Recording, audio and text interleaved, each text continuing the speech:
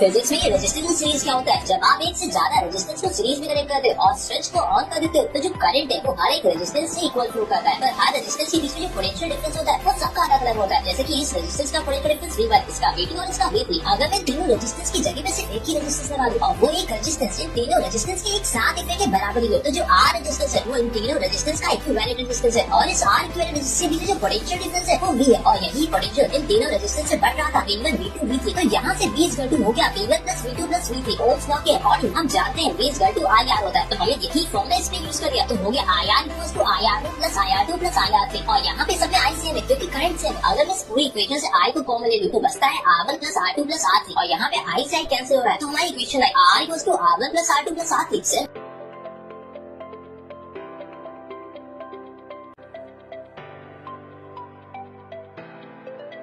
Physics में ये resistance series क्या होता है? जब आप एक से ज्यादा रेजिस्टेंस को सीरीज में कनेक्ट करते हो और स्विच को ऑन कर देते हो तो जो करंट है वो हर एक रेजिस्टेंस से इक्वल फ्लो करता है। पर हर रेजिस्टेंस के बीच में जो पोटेंशियल डिफरेंस होता है वो सबका अलग अलग होता है। जैसे कि इस रेजिस्टेंस का पोटेंशियल डिफरेंस V1, इसका V2 और इसका V3। अगर मैं तीनों रेजिस्टेंस की जगह पे सिर्फ एक ही रेजिस्टेंस लगा दूं और वो एक रेजिस्टेंस इन तीनों रेजिस्टेंस के एक साथ इफेक्ट के बराबर ही हो तो जो R रेजिस्टेंस है वो इन तीनों रेजिस्टेंस का इक्विवेलेंट रेजिस्टेंस है और इस R इक्विवेलेंट रेजिस्टेंस के बीच जो पोटेंशियल डिफरेंस है वो V है और यही पोटेंशियल इन तीनों रेजिस्टेंस से बढ़ रहा था V1, V2, V3। तो यहाँ से V इक्वल टू हो गया V1 plus V2 plus V3। Ohm's law के अकॉर्डिंग हम जानते हैं V इक्वल टू IR होता है, तो हमने यही फॉर्मूला इसमें यूज कर दिया तो हो गया IR equals to IR1 plus IR2 plus IR3 और यहाँ पे सब में I सेम है क्योंकि करंट सेम। अगर मैं इस पूरी इक्वेशन से I को कॉमन ले लूं तो बचता है R1 plus R2 plus R3 और यहाँ पे I से I कैंसिल हो रहा है तो हमारी इक्वेशन है R equals to R1 plus R2 plus R3 से।